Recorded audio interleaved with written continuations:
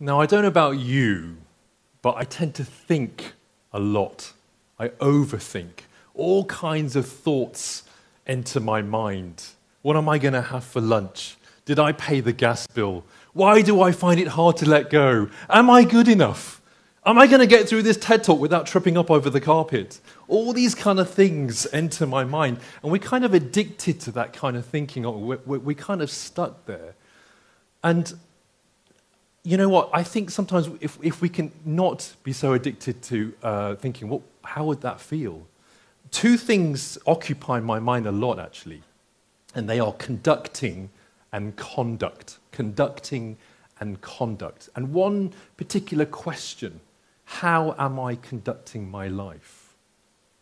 Now, as a conductor, I feel so privileged to stand up in front of musicians and with silent gesture start this wonderful orchestra, show them how loud or how soft I want, how intense I want this music. It's such a great honor to be working with great works of art with brilliant musicians all the time. I haven't always found it easy, and there have been some troubling parts in my conducting career, and I'll tell you about that later. But music is so very important part of my life, and it literally feeds my soul. Now, the other thing that feeds my soul is being a life coach. People come to me, and I want to learn about their conduct, their behavior. And they come to me, and they share with me that they're not showing up in the world as they want to. So they tell me about their anxieties, their fears, their wants and their needs, and I listen, and we try together to work out what's going on. And I try to make them stay in the present moment, not in the sadness and fear of the past or the future. Now, we are thinking people. We've evolved that way in the most brilliant of ways. And the French philosopher René Descartes famously said, "I think, therefore I am."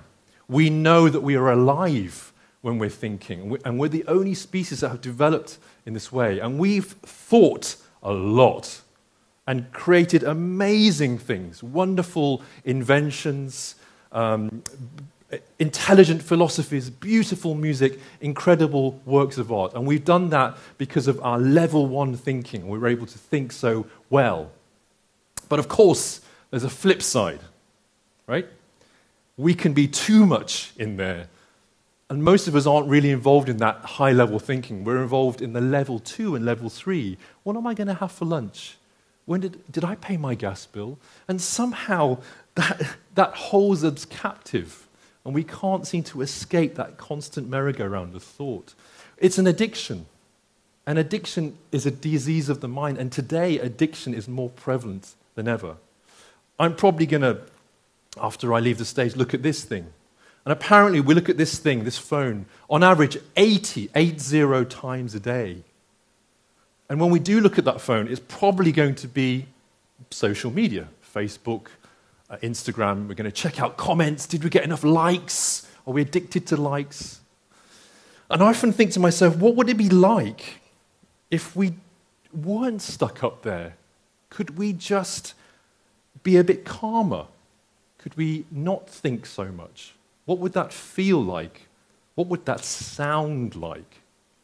And I suspect for most of us, the sound of silence would be utterly deafening. Now, when I'm up there, my conduct changes. I can literally be like a zombie. I can walk past someone I've known in the corridor in the street for years, and I just don't know that they're there because I'm lost in a thought. Maybe I've had an argument with someone, or there's an email that I need to attend to. We can just get lost. And sometimes when I'm really tense, have you been in that feeling when you've got a lot to think about, really, really think, and then someone asks you a question, you snap back. Don't disturb me. And that's what's happening there, is that we're disconnecting. We're so up here, this top third of our body, we forget we have all this real estate, all this property down below. And what's happening with that property? Why are we not feeling into it? What's going on? We're disconnecting ourselves. We don't know that we can feel sometimes. We don't know that if we take a simple intake of breath, we can feel into our bodies. We can wiggle our toes, and we know that we have feet. We can wiggle our fingers. Sometimes we're not connected to that. We're disconnected. Now, I want to share with you a word, a new word that I learned recently, and it's conducere. It's a Latin word for conductor, and it means bringing together. And I love that idea as a conductor. That's me on the left with my hand outstretched. That we can bring together, bringing in with conducere the orchestra, bringing that lovely sense of togetherness. And I also love that idea that let's not be disconnected, let's be connected. Let's have some conducere, let's bring together this is not boy loves girl, this is the mind, the heart, and the body. And I really love the idea that as a conductor, I can bring that feeling in together of this mind, of this heart or feeling, and of the body. It's my job to do that, to get the orchestra to listen and observe through the eyes and the ears, and then to feel this music together through this silent gesture, through my body. And the whole thing starts by me bringing in together through conducere. And I want to demonstrate to you today. I want you to be my guinea pig. I also want to know that you're awake. I want to ask you to clap in a minute. I'm going to conduct you. Now, I'm going to put my the slide thing down, and I'm going to ask you in a minute to clap. Now, what I do to get you to do that is that I have to kind of gather my breath, and then I release. And on that release at the bottom, that's where you clap. So should we try this? Here we go.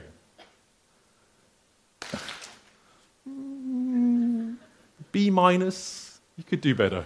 Do you want to, let's stand up. Let's stand up. Let's feel our bodies by standing up.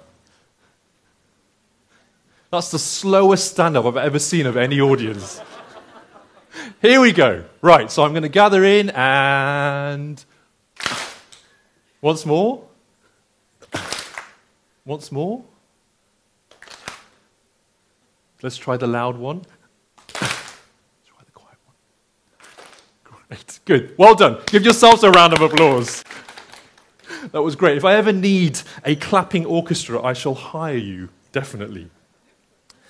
Now, that's what happens when everything flows correctly. But, you know, sometimes as a conductor, if I'm stuck up here, things happen or things don't happen. Try again. Try clapping. Here we go.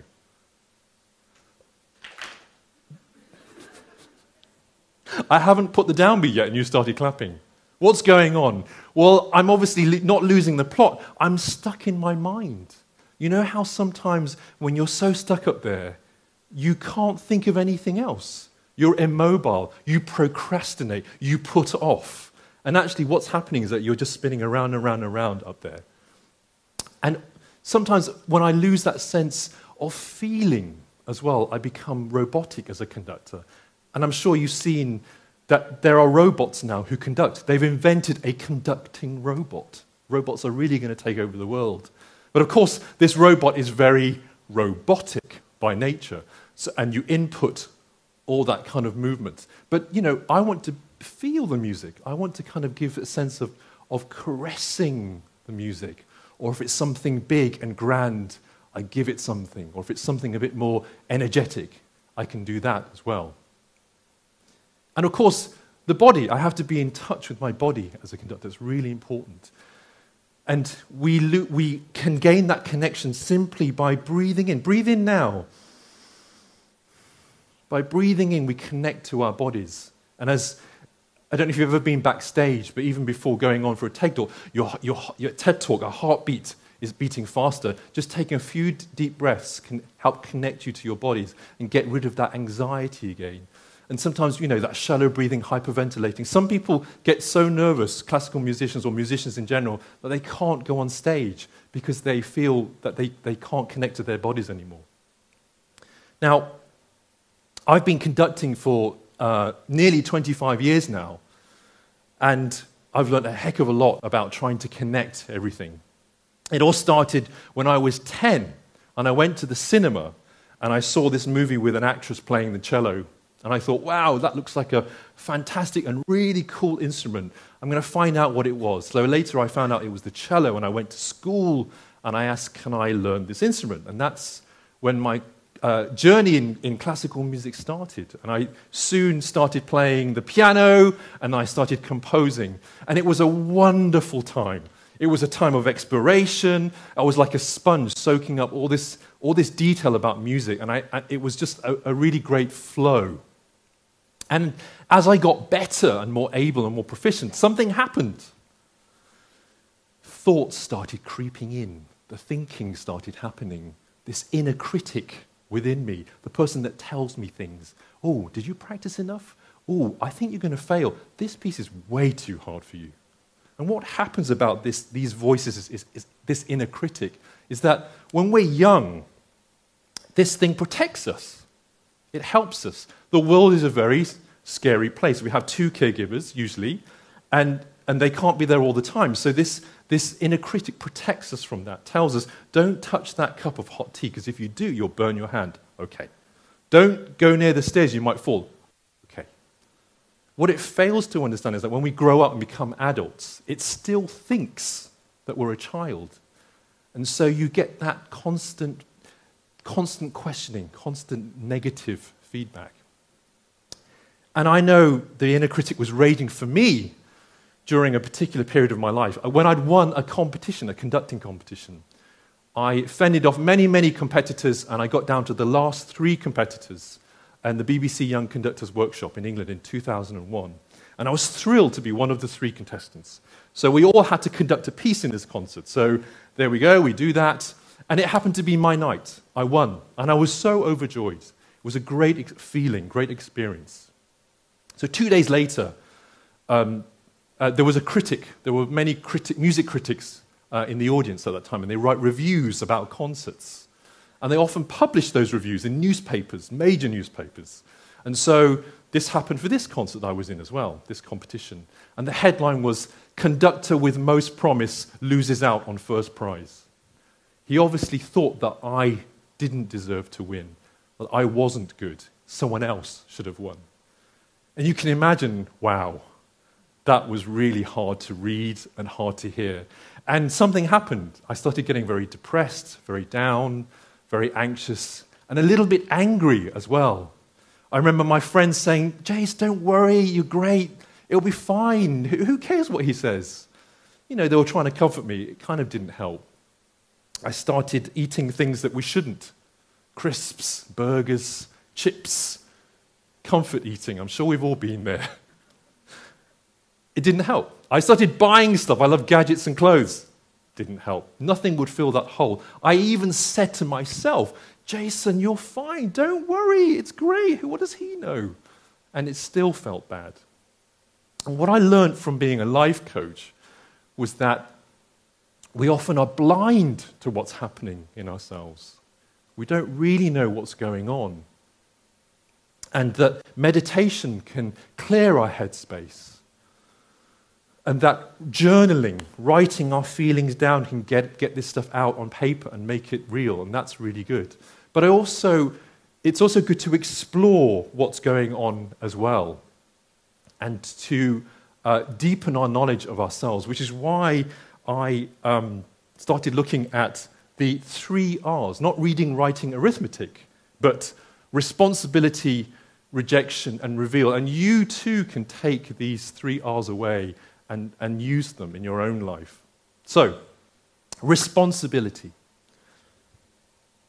Going back to that competition concert, it was my responsibility to conduct the best I could, to show up, be passionate, and really give it all I could. That was my responsibility. The music critic's responsibility was to write what he felt about what went on, his decision. I have no control over that. That's not my responsibility. He has his responsibility, I have mine. And that was the first step to understanding what was going on. Secondly, rejection. I was rejecting a lot. Those feelings of sadness that were coming in, anxiety, a little bit of anger, depression, I chose to push those away. I chose to eat, to buy, to ignore. What would have been more helpful is if I invited in those emotions or those feelings and just let them sit, just acknowledge them, just by saying, I feel sad today, is enough. I feel depressed. And if you want to go a bit further, you can actually have a chat with depression or a chat with sadness. Just a gentle inquiry about what really is going on. And that brings us to our third point, reveal. You know, it's very hard. We tell ourselves stories all the time. And these stories, we begin to believe these stories, where in fact they're not the truth. And finding out the truth can be a little bit uncomfortable sometimes. And I later discovered that what was going on, this sadness, this depression that was going through from reading that review, was because I wasn't aware of what's going on, you know? I actually wasn't aware, and I wanted to understand exactly what was going on. And what was going on was that I was lacking self-worth. I didn't feel I had value. I didn't feel I had the talent. That's why I was feeling those feelings. And if I dug a little bit deeper, I would have connected it to the fact that maybe I wasn't loved enough as a child. Maybe I needed more love in a certain way. And once we explore those 3 R's, what happens? Well, we create an understanding. We begin to see what was unseen. Something that was invisible becomes visible. And with that understanding, we create a compassion.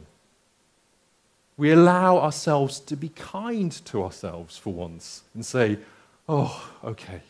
So that's when your knots unravel, you feel less burdened, and you feel lighter in the world. Now, you can practice these 3 R's. As a musician, practice makes perfect. We all know that, right? And I tell my students all the time, if you think me sitting in front of the piano, hoping to learn that piece of Beethoven by osmosis, it's never going to work. I literally have to get my fingers in there and to learn. And I tell my clients, coaching clients, the same thing.